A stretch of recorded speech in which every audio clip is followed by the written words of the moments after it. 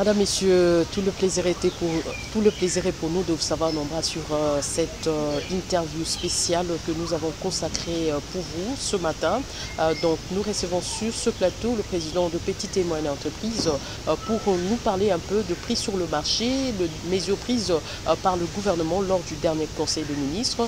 Donc, je m'en vais vers lui pour lui dire bonjour. Bonjour madame. Nous vous recevons ici comme le président de Petites et Moyennes Entreprises, conformément aux dernières décisions prises lors du Conseil des ministres sur le prix sur le marché. Et aujourd'hui, ça crée un peu une cacophonie parce que les vendeurs parlent qu'ils sont abandonnés à leur triste essor du fait qu'au niveau de grossistes, on n'a pas encore baissé le prix sur le marché et il sera difficile qu'eux puissent emboîter les pas. Nous voulons un peu avoir votre analyse objective par rapport à cette situation. Comment d'abord aviez-vous accueilli cette décision du Conseil des ministres? Écoutez madame, chacun doit faire son travail. Il est vrai qu'au niveau du gouvernement, il se fiche plutôt sur le taux. Quand on vous dit que le taux ne change pas, et que les choses ne peuvent pas changer. Il est vrai, mais vous devez savoir qu'il y a certaines choses qui font que qu'il y ait tous ces mouvements, que ce soit au niveau des fluctuations des prix. Il y a beaucoup de choses qui interviennent. Je ne vous dis pas, vous savez, des décisions qui sont liées, par exemple, avec toute cette pandémie. Vous savez, ça affecte gravement l'économie du pays. Ça, vous devez le savoir. Et lorsque l'économie est affectée, c'est tout à fait normal que ça change de prix. Mais il ne faut pas que les spéculations se fassent dans un mauvais sens. Au jour d'aujourd'hui, vous savez, des choses, par exemple, pour ce qui est de la pandémie, ceux qui sont dans le secteur hospitalier, qui sont dans le secteur pharmaceutique, en font de l'argent, parce que maintenant, c'est eux qui en profitent. Mais sur le plan général, nous devons savoir que l'économie est réellement affectée. Et nous devons faire très attention. Et ça demande un travail de partenariat, un travail d'ensemble.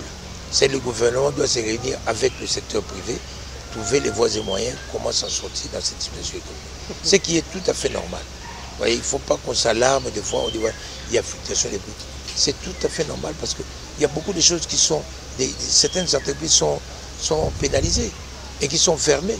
Comment voulez-vous qu'une entreprise qui est fermée, qui doit faire face à des charges importantes, tout de suite à l'ouverture, et que vous vous demandez qu'est-ce qu'il doit faire, parce que instinctivement, même si vous allez demander une pauvre dame qui n'a que 10 pains dans son bassin, le matin elle se réveille, il voit la porte, 100 personnes qui frappent à la porte, ils ont besoin de pain. Qu'est-ce que la femme fait? Mais aujourd'hui, il y a certaines entreprises qui sont également dans ces secteurs-là de la vente qui parlent d'une concurrence déloyale en disant qu'il y a certaines personnes qui vont de l'autre côté acheter par exemple le carton de cuisses de poulet à 3 $ par exemple, mais ils viennent revendre ici à 22 $. Cette marge-là, selon le gouvernement, c'est de trop. Donc il faudra peut-être qu'on puisse un peu revoir à la baisse, par exemple, vendre ça à 7 $, ça peut se comprendre avec le taxe qu'on paye ça et là. Donc ça peut se comprendre qu'on puisse aller à 7 $ au lieu de 22 $, chose qui n'est pas normale pour certaines. C'est vrai qu'il y a des gens mal intentionnés, des hommes d'affaires aussi qui sont mal intentionnés, qui profitent. Je peux vous donner un exemple simple, madame. Vous savez, à un moment où le produit, par exemple, le produit Henken, un exemple simple, c'était un produit importé. Aujourd'hui, les choses se sont arrangées que la société brassicole s'arrange que le produit se fabrique ici. Et d'ailleurs, le prix a baissé. Vous voyez que le produit se vend à 30 000, je crois, le carton, le casier. Mais les gens continuent à vendre au prix qu'eux, ils avaient commencé tout au début. Importé. Vous voyez. Et là, vous savez, comme tout homme d'affaires, vous savez, c'est le lucre qui vient en porte-à-faux et qui fait que le ministère de l'économie ou l'autorité doit sanctionner, doit maintenant faire son travail pour sanctionner. Parce qu'un homme d'affaires, c'est le lucre qu'il voit d'abord. Quand pour lui, il dit voilà, le prix était fixé et que maintenant les choses ont changé, la fabrication, elle est locale, il faut que les choses changent. Moi, je pense que je l'impute du côté sanction. Les sanctions ne suivent pas, il faut qu'on se mette pour qu'on puisse sanctionner tous ces hommes d'affaires qui ne voient que d'abord le lucre et qui ne pensent pas au social ou qui ne pensent pas à la population. C'est tout à fait normal. Mais nous sommes en face d'une polémique entre le gouvernement et la Fédération des entreprises du Congo qui demande à ses affiliés de ne pas revoir leur prix à la baisse. Est-ce que vous trouvez cette situation normale au moment où le gouvernement est en train de chercher le bien-être de la population? Laissez-moi vous dire, ce sont des partenaires, mais laissez-moi vous dire que la FEC en soi, je l'ai toujours dit, moi je vois plutôt du côté de la Confédération des petites et moyennes entreprises que nous défendons plus les entreprises locales. C'est nous qui subissons des fois. Eux, ce sont les grandes entreprises. Vous savez, des fois ils ont leur politique où ils imposent certaines choses. Je ne sais pas rentrer en profondeur pour savoir à peu près quelle politique ils veulent faire. Mais nous, à notre niveau, nous sommes contre justement ce genre de pratiques où, parce qu'on a la force, on a les moyens et qu'il faut imposer. Parce que, combien de fois nous l'avons dit, même les grandes entreprises, lorsqu'ils sont dans les, ils sont grossistes, mais ils veulent vendre aussi des fois au détail. Et ça dérange. Parce qu'ils veulent suivre le bénéfice, même au niveau des plus détaillants, chose qui est réservée plutôt aux nationaux, chose qu'on a toujours condamnée. Vous voyez? Donc, c'est un secteur où moi, personnellement, je n'aime pas trop émettre les avis. Mais je l'ai déjà dit plusieurs fois, la FEC est dans les grandes entreprises et généralement, vous savez, les grandes entreprises sont des entreprises étrangères. Maintenant, qu'y faire? Parce que vous êtes en train de militer pour les entreprises locales. Les sanctions, madame, je l'ai dit, je le résume, il faut qu'il y ait des sanctions. Parce que lorsque l'État impose, dit voilà, les textes sont là, on vous dit voilà, les prix sont fixés, il faut les respecter. Qui ne respecte pas, celui qui respecte doit être sanctionné. Moi, je ne sais pas pourquoi ça doit prendre du temps. Les sanctions ne suivent pas. C'est ça la difficulté que nous avons. Dans un pays sérieux, lorsqu'il y a des sanctions, vous allez voir que les gens vont se référer au texte. Ça, c'est tout à fait normal, madame. Je ne vois pas pourquoi nous devons en faire même un problème. Parce que lorsque les prix sont fixés, vous avez un prix fixe, il faut qu'il y ait des sanctions. Il faut qu'on ferme certaines entreprises qui veulent absolument, qui ne pensent pas au social du citoyen congolais. Il faudra peut-être leur accorder une mesure de grâce pour permettre à ce qu'ils puissent évacuer le stock qu'ils avaient acheté à un prix peut-être exorbitant, le temps qu'ils terminent et puis qu'ils rachètent. Vous l'avez dit peut-être, mais il faut qu'on les justifie. Quelquefois, lorsque le pays fait un effort pour que nous allions de l'avant, nous tous devons mettre un peu la main à la pâte pour savoir qu'il nous faut des sacrifices. Il faut des sacrifices quelquefois pour que nous puissions penser les fiscaux peuple congolais. Et moi, je pense que aujourd'hui, ce n'est même pas un problème de soutien. C'est vrai que nous sommes des hommes d'affaires. Nous cherchons à gagner. Mais quelquefois, il faut que les choses se passent comme il se doit. Ça demande certaines réunions où nous devons nous revoir avec le ministère de l'économie, voir tout cela ensemble. Mais ce n'est pas à imposer aussi, des fois, à leur niveau. Ils imposent sans pour autant comprendre ce qui se passe en amont. Vous savez, il y a beaucoup de choses qui affectent aussi le prix. Lorsque la douane ne suit pas, le prix est bon, mais lorsque les taxes viennent, ou par exemple, là maintenant, vous avez les entreprises qui sont pénalisées, nous devons faire face aux charges sociales. On ne va pas révoquer ou envoyer tout le monde à la rue. Vous savez, nous avons des charges. Nous qui sommes là, on vous dit, voilà, les entreprises sont fermées. Là, on vous dit, voilà, vous fermez pour 2 semaines. Laissez-moi vous dire 2 semaines, c'était hier. Parce que si nous comptons au jour le jour, 2 semaines, c'était hier. Et aujourd'hui, normalement, les activités devaient reprendre. Mais les activités ne reprennent pas. Il n'y a aucun message officiel. Qu'est-ce que vous voulez qu'on fasse? On attend.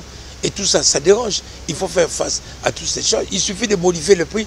Demain, vous avez les gens qui sont derrière vous, vous dites, voilà, tout ça, vous savez, ça affecte, madame. Bon, nous profitons de cette occasion pour parler également de cette mesure de la Covid-19. Donc, vous avez déjà effleuré. Comment peut-être, par rapport aux mesures prises par le gouvernement, est-ce que le gouvernement n'est pas allé cette fois-ci un peu loin par rapport à ces mesures? Lorsqu'on parle d'un pays tel la RDC, on vous parle des fois de 380, 400 personnes affectées. Mais il faut voir la population, nous sommes à combien? Lorsqu'on fait une comparaison par rapport à 100 millions, un pays tel que le Rwanda, ou par exemple, parce qu'il ne faut pas citer que le Rwanda, vous voyez par exemple un pays comme le Congo-Brazza qui est en face, il faut faire la comparaison par rapport à la population. pour faire un bon taux, mais pour avoir une bonne moyenne, quel est le taux réellement des gens affectés par rapport à ce pays? Moi, je pense que les choses ne sont pas trop claires. Même que ce soit au niveau des organisations qui dirigent normalement, telles que l'OMS, on ne vous donne pas une information exacte, une information sûre, même en ce qui concerne les vaccins. Tout le monde est en train de tergiverser. Il n'y a pas des informations sûres. C'est pourquoi les gens ont peur, les gens ne savent pas à quoi se lancer. Quelle information prendre? Ben oui, parce qu'aujourd'hui, vous allez même auprès du corps médical leur demander exactement qu'est-ce qui est conseillé, qu'est-ce qui est recommandé. Devons-nous prendre le vaccin ou pas? On ne vous dit rien. On vous dit, voilà, il ne faut pas suivre les réseaux sociaux. Mais alors, officiellement, qu'est-ce qui est dit? Qu'est-ce qui est dit? C'est ça le problème. Donc, c'est ça, l'information crédible n'y est pas. Mais face à tout ça, est-ce que la RDC peut être en mesure de se présenter, d'être, je vais dire, compétitive par rapport à cette zone de libre-échange qu'il a pu voter au niveau de l'Assemblée nationale, avec cette loi déjà mise en musique? Là, je ne sais pas, vous avez passé de la Covid, vous êtes à la ZLECAF, sur la zone libre. Dans le sens que aujourd'hui, il n'y a pas assez des informations fiables concernant... Oui, c'est vrai, ça affecte d'autres pays. Là, quand on vous dit, voilà, certains pays sont dans les zones rouges. Il faudra faire maintenant la concurrence sur le marché avec d'autres pays, malgré la Covid-19.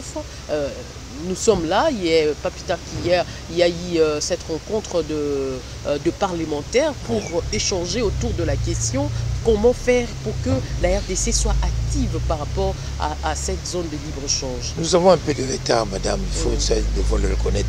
Vous savez, c'est un problème d'organisation interne d'abord. Parce que si nous voulons être compétitifs au niveau des frontières, vous savez, même dans le petit commerce, lorsque nous sommes très mal cotés, nous sommes très mal définis, comment voulez-vous, par exemple, nos motards à nous aillent de l'autre côté, ou vers le Rwanda, la frontière la plus proche, pour aller vendre ou même aller exercer une activité quelconque? Vous n'allez pas demander à un motard d'aller de l'autre côté sans casque. Lorsque dans notre propre pays, on vous dit déjà que voilà, les mesures qu'on impose, les mesures barrières, il faut que tout le port du masque est obligatoire. On vous dit sur une moto, il faut qu'il y ait une seule personne. On n'arrive pas à appliquer, les sanctions ne suivent pas. Comment voulez-vous au niveau de la frontière qu'on puisse nous respecter et qu'on puisse respecter ou même nous accepter de l'autre côté? Ça ne marchera pas. Il faut que nous nous organisions d'abord à l'interne pour que nous donnions une bonne image, pour que demain nous soyons compétitifs, par exemple, pour ce qui est de nos prestations aussi ailleurs. Voilà, c'est ça la différence. Lorsque nous signons avec les autres pays ou les pays limitrophes pour que nous puissions aujourd'hui être compétitifs, ça demande quand même certains critères, madame. Mais nous ne savons pas les respecter. La difficulté que nous avons, c'est à ce niveau-là. Lorsque nous signons certains contrats, certains partenariats, nous devons déjà nous-mêmes à l'interne chercher à respecter cela. Et là, je me résume un peu, peut-être le répéter, madame. Je pense qu'il faut qu'il y ait une rigueur au niveau des sanctions. Vous savez ce qui se passe aujourd'hui? Il ne faut pas que ce soit une lettre morte, que ce soit... On commence aujourd'hui, vous savez, lorsqu'on parle de l'IGF, vous savez, ça commence à faire peur. On voit les résultats, mais c'est pour combien de temps encore? Parce qu'il faut que ça continue, il faut qu'il y ait des sanctions. Il ne faut pas qu'on nous fasse des... Comment appelons ça? Cette figuration, à voir les choses, on vous dit voilà, on a parlé, on a arrêté, demain, et les choses ne se font pas. Donc on cite les noms, mais demain, il n'y a aucune sanction. Et vous voyez ce qui se passe. Lorsqu'on soupçonne quelqu'un, ne serait-ce que par patriotisme, on vous soupçonne, mais allez vous présenter devant la justice. Défendez-vous. Qu'on voit un lot de gens qui disent, voilà, non, non, non, non, cette personne, on ne peut pas la juger. On se réfère à quoi, madame? Lorsqu'on vous dit, voilà, on vous soupçonne, mais présentez-vous. Même Jésus l'a fait. Hein? Présentez-vous, voilà, défendez-vous. Et dire, non, on ne peut pas le juger, celui-là. Vous voyez, tout ça, c'est ça qui fait que les choses n'avanceront pas. Parce qu'on s'est dit, voilà, on s'attaque à une telle personne. Je dis, madame, moi je pense que ce qu'il y a, ce sont les sanctions. Il faut que les sanctions suivent. De ce côté-là, il faut que nous travaillions encore assez. Parce que lorsqu'on commence... Et moi, je pense que je peux me l'imputer au partenariat public-privé. Là où l'État est en train de faillir, il faut qu'il signe des contrats avec les partenaires, les privés par exemple, pour arriver à épauler l'État à faire ce travail. Aujourd'hui, je vous dis, quand vous êtes dans d'autres pays, vous allez voir que pour ce qui est par exemple des sanctions telles que par exemple les pénalités au niveau de la route, au niveau de la fourrière, au niveau de par exemple les arrestations des véhicules, ce sont les privés qui le font. Ils font ça en partenariat avec l'État parce que l'État n'est pas en mesure de le faire. Mais le partenaire qui est le privé vient faire cela. Vous allez par exemple à Paris, vous allez voir les grutiers qui font tout ce travail par exemple des fourrières pour arrêter les véhicules qui ne sont pas en ordre. Ce sont les privés qui le font. Donc l'État, quand il n'a pas la possibilité de sanctionner, il peut faire des partenariats avec les privés ou les gens qui peuvent les épauler et enfin obtenir un résultat. Voilà. En tout cas, merci pour toutes ces réponses. Donc, nous saisissons l'occasion aussi pour parler un peu de la situation de Mwanda, parce que vous êtes l'un des notables du coin. Madame, vous savez, il y a tellement de choses que moi, je tends déjà vers ma retraite, que j'ai vraiment envie de me reposer parce que je ne peux pas être partout au four et au moulin. Il est vrai que pour Mwanda, nous étions en train de préparer notre table ronde pour ce qui est de la défense des intérêts de la communauté locale. Mais beaucoup de choses se posent. C'est vrai que la pandémie aussi a beaucoup dérangé, qui font que ce calendrier ne fait que se reporter. Nous l'avons prévu au mois de mars, au mois de juin. Cette fois, nous venons encore de le reporter pour fin juillet. Bon, c'est vrai que les raisons sont valables. Nous ne pouvons pas faire autrement. Mais nous pouvons arriver à trouver des solutions. Pourquoi pas par des vidéoconférences comme ça se fait à d'autres cieux. Parce que si on ne sait pas se déplacer, et nous pouvons nous retrouver, faire des réunions à distance, pourquoi pas. Ça. Et donc il y a possibilité parce qu'il faut qu'on avance. Cette fois, je pense que nous devons trouver des mécanismes pour essayer de faire la vraie défense des intérêts de la communauté. C'est vrai que le peuple mwandais souffre. Nous ne pouvons plus accepter que le territoire de Mwanda, qui est un territoire qui contribue tant soit peu, ou je dirais même grandement au budget de ce pays, et que le peuple soit abandonné comme ça, que nous soyons sans eau, sans électricité, sans route, nous disons, c'est quand même assez. Mais l'objectif de cette table ronde serait... Non, il n'y a pas que ça, mais il y a beaucoup. Par exemple, nous devons aussi revoir parce qu'il y a aussi un problème de pollution, il y a aussi un problème de production. Comment pouvez-vous comprendre un pays où il y a un partenariat, les gens qui font des années, qui ne font que reporter, qui ne font que augmenter changer de contrat. Là, Perenco venait de signer un contrat avec le gouvernement congolais. Non seulement que l'ancien n'est pas encore expiré, qui devait expirer en 2023, nous l'avons déjà reporté jusqu'en 2043, mais lorsque vous ne gagnez pas dans un pays, normalement on arrête. Vous pouvez imaginer que dans un pays où vous signez un partenariat, vous êtes qu'à 25 000 barils, où on arrive même facilement à le chanter, on est qu'à 25 000. Quelle que soit l'augmentation du matériel, ils ne sont qu'à 25 000 barils. Aller à côté, chez les voisins, ils sont à plus de 250 000 barils. En Angola, on n'en parle même pas. Il n'y a que notre pays où les gens sont aveugles. Attendez, monsieur, madame, il faut quand même qu'on arrête avec ça. Donc il y a beaucoup de choses à parler. Nous voulons jouer un franc jeu avec nos partenaires, que les choses soient claires, qu'on puisse faire une transparence, de telle sorte qu'on soit dans un partenariat gagnant-gagnant. Voilà. Malheureusement, vous savez, certains de nos frères qui sont nos frères, mais qui ne protègent que leur emploi, mais qui ne jouent pas réellement ce rôle, parce qu'ils doivent protéger leur emploi, on comprend bien. Mais je pense que la défense, nous devons le faire. Nous qui ne sommes pas concernés, nous devons le faire pour l'intérêt d'abord de la communauté. Et donc nous continuerons à le faire. Est-ce que le même souci que vous avez pour le Mwanda, les autres aussi en ont pour... Pourquoi pas? Je ne suis pas le seul. Je ne suis pas le seul. Nous faisons confiance à notre ministre. Le ministre actuel, c'est un ministre assez engagé. Et nous avons eu un entretien, un premier entretien avec lui. Je pense que à le voir, il y a moyen de donner une bonne définition déjà, au départ déjà, avec ce qu'il a comme ambition de faire de l'hydrocarbure de notre pays. Ok. Un peu épuisé toutes les questions. Hein. Je ne sais pas s'il y a autre chose. Non, je pense que tout a été dit. Mais sauf que nous voulons que les choses marchent par rapport aux décisions, des fois des arrêtés qui se font un peu comme ça, la volée, un peu vaille, s'il faut le dire ainsi. Il faut quand même qu'il y ait un suivi, parce que cela affecte beaucoup les affaires. Vous devez comprendre une activité, quelqu'un, prenons par exemple quelqu'un qui est dans une activité, un établissement, qui arrive à embaucher 100 personnes, qui travaille et qui essaie de nourrir 100 personnes, et vous bloquez une entreprise comme ça sans donner de garanties, croyez-moi, peut-être que ça ne se voit pas assez sur le plan national, sur le plan, je ne sais quoi dire, mais laissez-moi vous dire, s'il y en a 2, 3, 4, 5 entreprises, et croyez-moi, beaucoup de gens, on sent quand même cette difficulté au niveau social. L'impact négatif qui se fait au niveau du social, au niveau du personnel, et croyez-moi, c'est quand même important.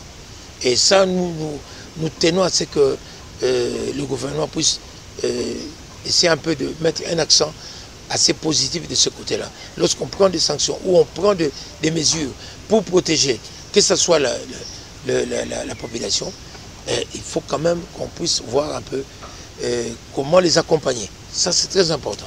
Or, l'accompagner ne se fait pas. Et là, croyez-moi, les gens sont déjà en congé technique. Et d'ici peu, s'il n'y a pas de mesures de lever ou quoi, certainement que nous arriverons à fermer et à mettre la clé sous le paillasson. Vous voyez ce que ça fait. André Dodo Balou, nous vous remercions de nous avoir reçus ici chez vous, en Tsélé, plus précisément au Balisière.